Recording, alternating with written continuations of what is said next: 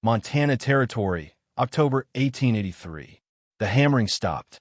Silence fell across the valley floor as neighbors gathered at the ridge, staring down at what Henrik Anderson was building. Someone laughed, then another.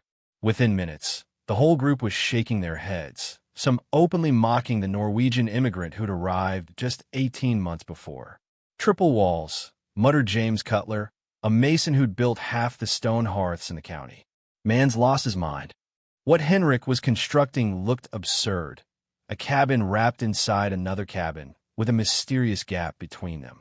It violated every principle of frontier building the Montana settlers knew. It was wasteful, inefficient, the work of someone who didn't understand how things were done in America. But Henrik had survived Norwegian winters that would break most men. He'd watched his neighbors struggle through the previous winter, burning cord after cord of wood, still waking to frost on the inside of their walls. He'd seen children huddled 3 to a bed, families sleeping in shifts to keep the fire alive. He knew something they didn't. Before we reveal the secret that silenced the mockery and changed frontier architecture forever, hit that like button and subscribe. Drop a comment telling us where you're watching from. And I promise, by the end of this story, you'll understand a heating principle that could cut your fuel costs in half. The knowledge Henrik brought from the old country might just save you a fortune this winter. What did this quiet Norwegian immigrant understand about heat retention that experienced American builders had completely missed?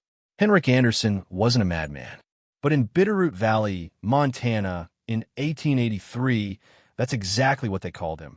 He'd arrived in spring of 1882 with his wife Ingrid and their 2 daughters, part of the Norwegian wave seeking farmland and timber. He was 41, a capable carpenter who'd built homes in Trondelag, where winter temperatures regularly plunged below zero for months at a stretch. That first Montana winter nearly killed them. Henrik had built what the locals recommended, a standard single-wall log cabin, 18 by 24 feet, with a stone hearth and adequate chinking. It should have been sufficient. Every neighbor said so, but as December descended and temperatures dropped, Henrik found himself burning 5 cords of wood a month just to keep his family from freezing. The fire roared constantly. Ingrid stuffed rags around the door. Still, frost formed on the nails driven through the logs. Still, they woke shivering. He'd walk outside at dawn to split more wood and notice something that troubled him. The exterior logs were warm to the touch. He was heating the Montana wilderness while his daughters slept in wool coats. Heat moves, he told Ingrid one January morning, his breath fogging in their own kitchen, like water finding cracks. Our warmth is bleeding straight through these logs into the cold. In Norway, buildings were different, thicker, often double-layered in the far north, with storage spaces built into walls. Not for storage really, for survival. For trapping dead air, the invisible insulator his grandfather had taught him about as a boy. When spring finally released its grip, Henrik made a decision. He would build again, properly this time, the way his ancestors had learned through generations of Arctic survival. He began sketching in the evenings, a cabin within a cabin, separated by a careful gap. His neighbors, stopping by to borrow tools or share news, saw these drawings and grew concerned. "You planning to build 2 cabins, Henrik?" asked William Dorset, who ran the nearby trading post. "1 cabin," Henrik replied. 3 walls. The confusion on Dorset's face said everything. The concept was deceptively simple. Henrik would construct an inner wall of tight-fitted logs, 8 inches thick, chinked with moss and clay. Then, and this is where neighbors thought he'd lost his senses, he would leave a 6-inch gap of empty air. Finally, an outer wall, also 8 inches of solid timber, creating a fortress against the cold. 22 inches of protection where others used 8. But it wasn't the thickness alone. It was what lived in that 6-inch cavity. Dead air, Henrik explained to anyone who'd listen, though few did. Air that cannot move, cannot carry heat away. It becomes a wall itself, invisible but stronger than wood. He'd learned this principle watching his grandfather's storehouse in Trondheim. Double walls with a gap between them. Salted fish and grain kept dry all winter, never freezing, never rotting. The old man had explained it simply. Moving air steals warmth. Trapped air holds it. The physics were elegant. Heat travels three ways: conduction through solid material, convection through moving air, and radiation through space. Henrik's design attacked all three. The inner wall absorbed radiant heat from the hearth, its thermal mass holding warmth for hours. The dead air gap stopped convection cold. No air currents meant no heat transport. The outer wall faced the brutal Montana cold, but never touched the warmth inside, preventing conductive loss. He selected his materials with obsessive care. Lodgepole pine for the inner wall, denser, heavier, better heat retention. Douglas fir for the outer, more resistant to moisture and rot. His foundation went deep, 3 feet of stacked limestone, providing thermal mass below the floor. For the air gap, he carved spacers from scrap wood, placing them every 16 inches to maintain exact spacing. If the walls touched anywhere, conduction would defeat the entire system. James Cutler, the mason, stopped by in June as Henrik was raising the inner walls. He watched for 20 minutes, then shook his head. "You're building 2 cabins worth of work for 1 cabin's worth of space," Cutler said. "And that gap, that's just a breeding ground for mice and rot. Air needs to move, son. That's building fundamentals." "Moving air is the enemy," Henrik replied quietly. "Not in Montana it ain't," Cutler laughed. "You'll see come winter. That dead space will just trap moisture and destroy both walls from the inside." He wasn't alone in his skepticism. Robert McKenzie, who'd built 17 cabins in the valley, came by in July with similar warnings. "I respect you wanting to try something new," McKenzie said, "but this goes against everything we know about frontier construction. You're wasting lumber, wasting time, and come December, you'll be tearing out that inner wall just to get some real heat flow." Henrik said nothing. He just kept building. Summer 1883 burned hot across Montana territory. While his neighbors worked their fields and tended livestock, Henrik devoted every spare hour to his ambitious construction.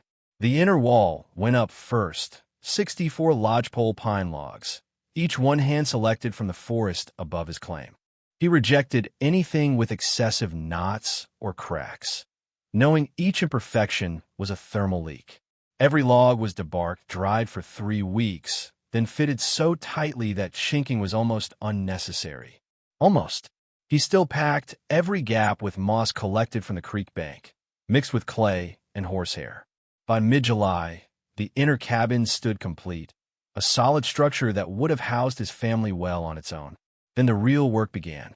Henrik constructed his spacers, 144 wooden blocks, each exactly 6 inches long, carved to precise uniformity.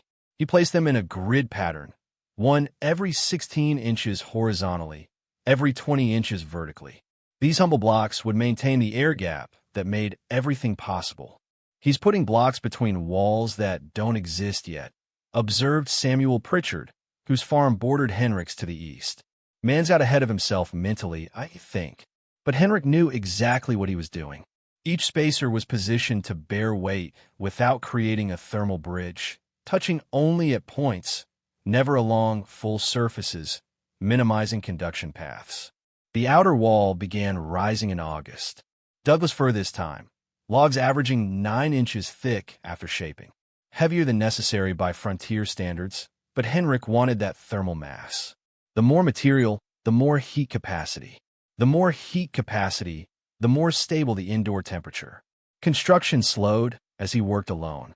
Ingrid helped when she could, mixing chinking and hauling water, but the heavy lifting fell to Henrik.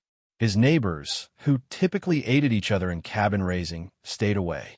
Not from malice, from bewilderment. Nobody wanted to contribute labor to what they saw as a magnificent failure in progress. "Triple the timber, triple the labor, triple the foolishness," became William Dorset's refrain at the trading post. By September, it was the valley's running joke. The roof integration proved technically complex.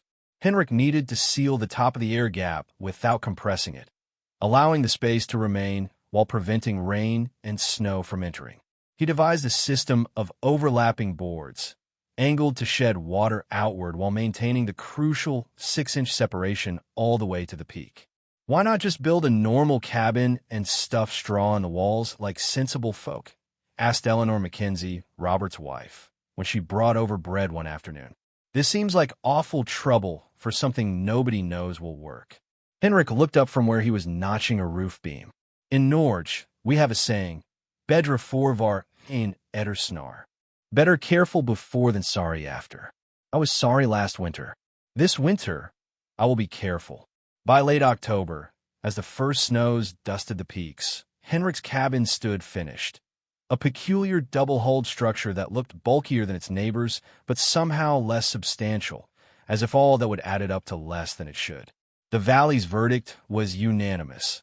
Interesting experiment, certain failure. James Cutler gave it until January. That's when the real cold comes. That's when he'll realize trapped air means trapped moisture, and his whole inner wall will be sweating ice. If you're wondering whether Henrik's Norwegian principles could possibly stand up to a Montana winter, or if the valley was right and he'd wasted an entire building season, stay with us. Hit that like button now, subscribe, and drop a comment with your guess. Will the triple wall work or fail? The answer changed frontier architecture forever. December 1883 arrived cold but manageable. Henrik moved his family into their new cabin the first week of the month. Neighbors watched with curious sympathy. Here was a man who'd worked himself to exhaustion on an untested theory, about to learn a harsh lesson in frontier pragmatism. The first snow fell December 8th. For inches overnight, temperatures dropping to 15 degrees Fahrenheit. Henrik lit his hearth. Modest fire, nothing excessive, and went about his evening routine. He'd built a smaller firebox than before, barely 2 feet wide, using principles he'd learned from his grandfather. Concentrate the heat, let the mass do the work. By morning, the cabin held steady at 61 degrees Fahrenheit. Outside, 8 degrees Fahrenheit. His previous cabin would have been 40 degrees Fahrenheit by dawn, with 3 times the wood consumed. Beginner's luck, William Dorset suggested when Henrik mentioned the results of the trading post. Wait for real winter. Real winter arrived January 18th, 1884. The temperature began falling the evening of January 17th. By midnight, it had reached 0. By 4 a.m., the mercury had plunged to minus 18 degrees Fahrenheit. By dawn, when Henrik stepped outside to check his thermometer, it read minus 31 degrees Fahrenheit, minus 35 degrees Celsius. This was frontier winter at its most brutal. The kind of cold that killed livestock, froze water buckets solid in minutes, turned breath to ice crystals that tinkled when they fell. Henrik's hearth held a moderate fire, perhaps a third of the wood he'd burned during comparable cold the previous year. He'd added logs at midnight and again at 5 a.m. Nothing excessive. Inside, the temperature read 64 degrees Fahrenheit. He stepped outside, confirmed the reading again. Negative 31. Back inside, 64 degrees. A difference of 95 degrees, maintained with minimal fuel.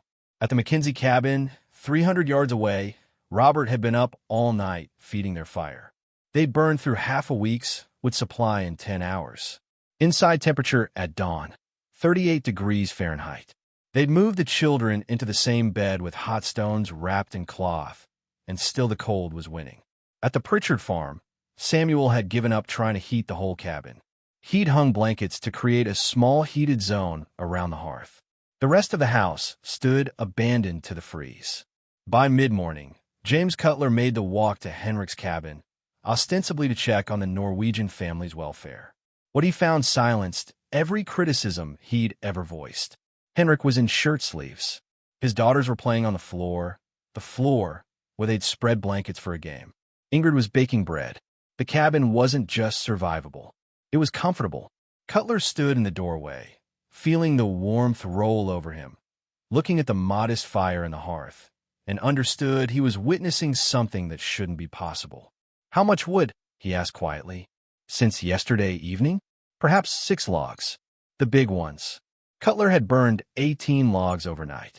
His cabin was barely habitable. The temperature outside, Cutler began. 31 below, Henrik confirmed. Here inside, 64 degrees. Maybe 65 by the door where the sun comes through. The math was inescapable. At -31 outside and 64 inside, Henrik had created a temperature differential of 95 degrees. The Mackenzie cabin, with its roaring fire and constant wood consumption, was managing only a 69-degree difference, and bankrupting their wood supply to achieve it. But the real proof was yet to come. Henrik let his fire die down to coals at noon. He wanted to demonstrate the thermal mass effect, the storage capacity built into all those logs and that limestone foundation. By 6 p.m., the outside temperature remained at -28 degrees Fahrenheit. The hearth held only glowing embers. No flames, minimal heat output. Inside temperature, 61 degrees Fahrenheit.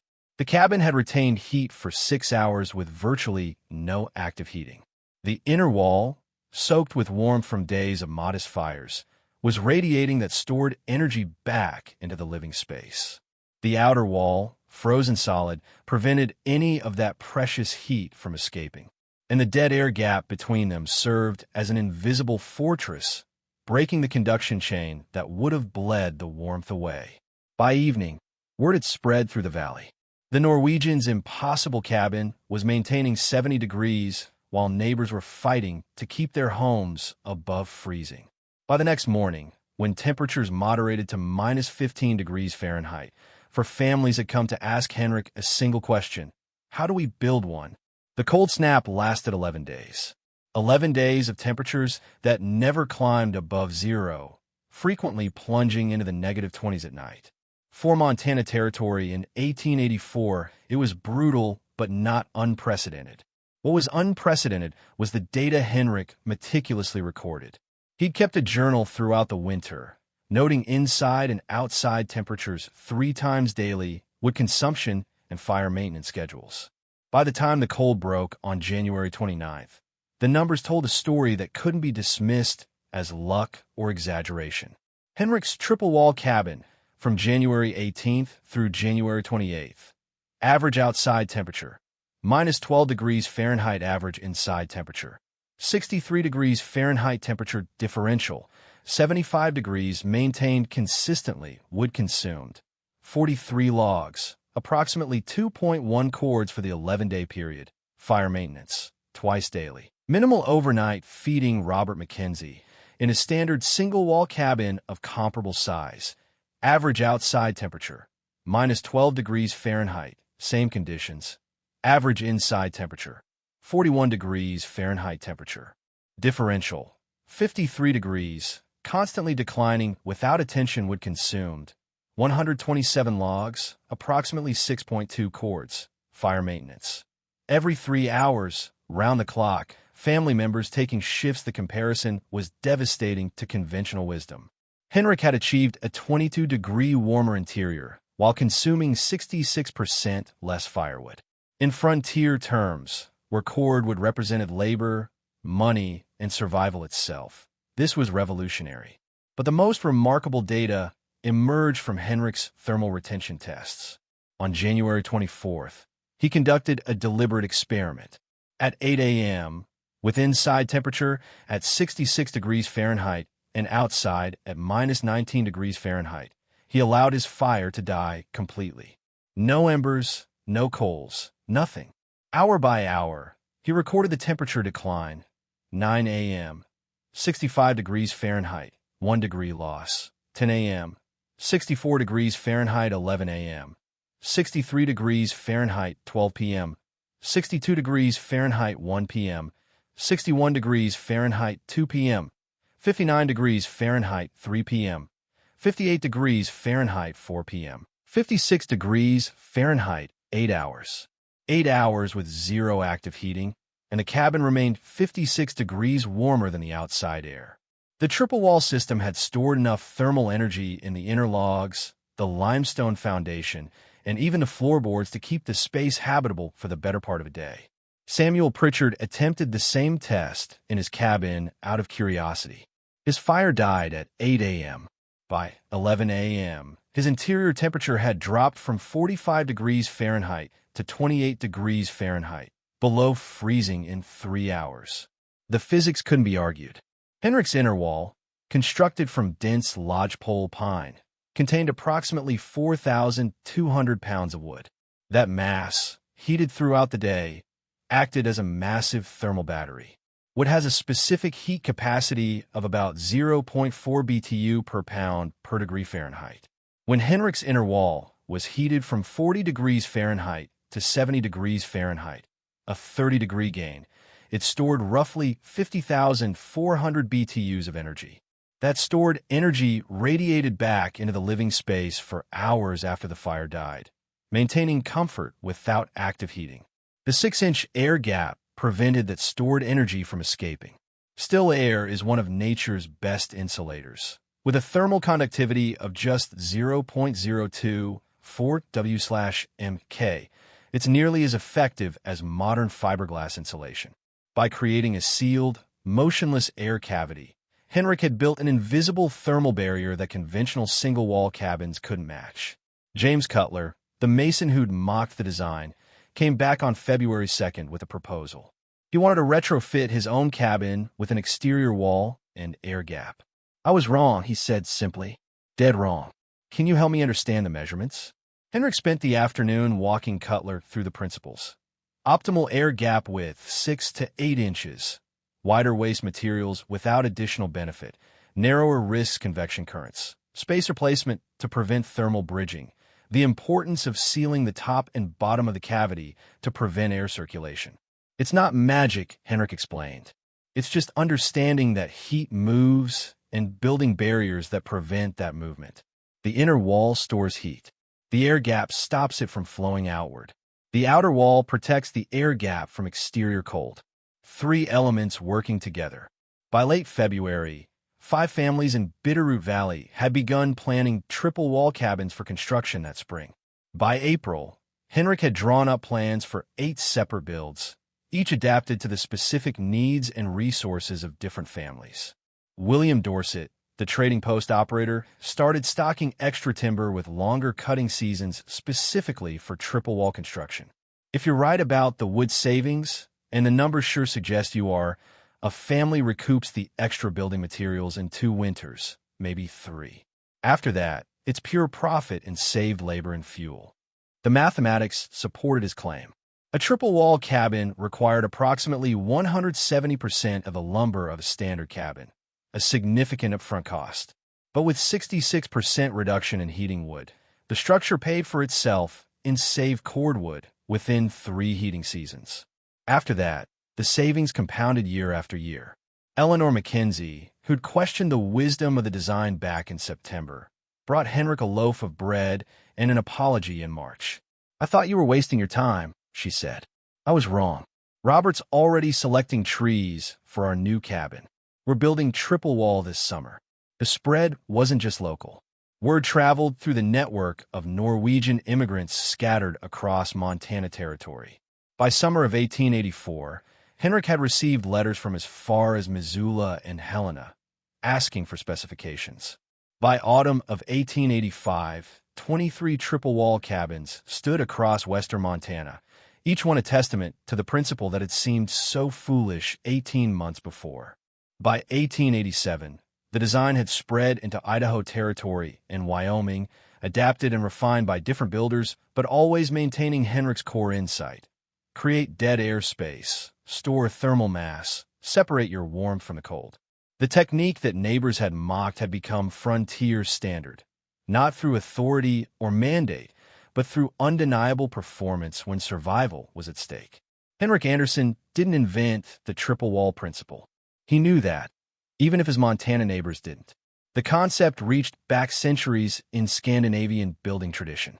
Norwegian storehouses, Stabber, had used double-wall construction for generations, protecting grain and preserved foods from temperature swings. Arctic dwellings in Finnmark and northern Sweden employed similar principles, stacking protection against cold that could last 9 months of the year. What Henrik did was translate that ancestral knowledge to a new context. He took a survival technique developed through generations of Arctic winters and applied it to the American frontier, where settlers were still learning what this land's weather could do to the unprepared. The broader lesson extended far beyond cabin construction. The American settlers in Bitterroot Valley weren't ignorant or foolish. They were experienced builders, many with decades of frontier construction under their belts. But they developed their expertise in climates that didn't demand the extreme solutions that Norwegian winters required. They'd learned what worked in Pennsylvania, Ohio, Illinois, places where winter was hard but survivable with standard techniques. Henrik brought knowledge from a place where standard techniques meant death. What looked like over-engineering to Montana builders was actually refined elegance to someone from Trondheim. The wasteful double walls weren't waste. They were insurance against conditions where failure meant frozen children and dead livestock. The dismissal of Henrik's design revealed a common human failing, assuming that what we don't understand must be wrong, that traditional knowledge from unfamiliar cultures must be primitive or outdated. The Montana settlers saw Norwegian building techniques as old-world thinking, unsuited to American ingenuity and efficiency. They were measuring efficiency by the wrong metric. They counted timber used and hours spent. Henrik counted winters survived and children kept warm. By 1890, Henrik's original cabin still stood, and by then, nobody called it the triple wall oddity anymore. It was simply Anderson's place, the warmest cabin in the valley, the one that proved you could think differently about something as fundamental as keeping out the cold. Henrik himself remained modest about his contribution. "I only built what my grandfather taught me," he told a territorial surveyor doing a building assessment in 1889. "The wisdom was always there. I just had to show people it still worked." That might be the real lesson buried in Henrik's story. We live in an age that often mistakes innovation for progress, that assumes newer automatically means better. We've inherited generations of accumulated knowledge, traditional techniques, ancestral solutions, methods refined through centuries of trial and survival, and we dismiss them as primitive without bothering to understand the engineering behind them. Henrik's triple-wall cabin didn't work because it was old-fashioned. It worked because the physics of heat transfer don't change with time. Thermal mass stores energy whether it's 1884 or 2024. Dead air stops convection whether your walls are hewn logs or modern studs. The principles are timeless because they're rooted in physical law, not cultural preference. The mockery Henrik endured came from the assumption that expertise in one context transfers automatically to another. The Montana builders knew their craft, but they didn't know cold the way Henrik knew cold. They hadn't learned, as he had through family tradition reaching back generations, that survival in extreme conditions requires extreme solutions. When the brutal winter of 1884 tested those assumptions, the results spoke clearly. 64 degrees versus 41 degrees. 2 cords of wood versus 6 cords. 8 hours of heat retention versus 3 hours. The numbers didn't care about reputation or convention or what everybody knew about cabin building. They only cared about what worked. Today, the principles Henrik demonstrated are built into every modern building code, though most people don't realize it. Air gaps in walls. Thermal mass in floors. Insulation designed to create dead air spaces. We call it modern engineering, but we're really just rediscovering what frontier immigrants and their ancestors learned through necessity. Henrik Anderson's triple-wall cabin stood until 1923, when his grandson finally dismantled it to build a larger home on the same foundation. The inner logs, after 39 Montana winters, were still sound. The air gap, open for the first time since construction, was clean and dry. No moisture, no rot, no mice, just empty space that had performed its invisible work for 4 decades. A small piece of one of those inner wall logs was preserved and eventually donated to the Montana Historical Society. If you visit their Helena archive, you can still see it. 8 inches of tight-grained lodgepole pine, slightly darkened on one face from decades of absorbing and radiating heat. It's a humble artifact, just a piece of wood, but it represents something larger, the validation that comes when you trust accumulated wisdom over contemporary skepticism. When you build based on principles instead of convention, when you're willing to be mocked in October if you know you'll be proven right in January. If this story changed how you think about traditional knowledge, survival techniques, or the engineering hiding in primitive methods, do 3 things right now. Hit that like button. Subscribe to this channel. We're uncovering more forgotten frontier wisdom that could change how you approach off-grid living, homesteading, and self-reliance. And drop a comment telling us, what traditional technique or ancestral knowledge do you think we've wrongly dismissed as outdated? Your answer might be our next deep dive investigation. Because the truth Henrik Anderson proved on that frozen Montana morning in 1884 remains true today. Dismissing traditional knowledge as primitive often reveals not their ignorance, but ours. Educational and historical content, not a substitute for professional engineering advice or modern building codes. Always consult local building regulations and licensed contractors for construction projects.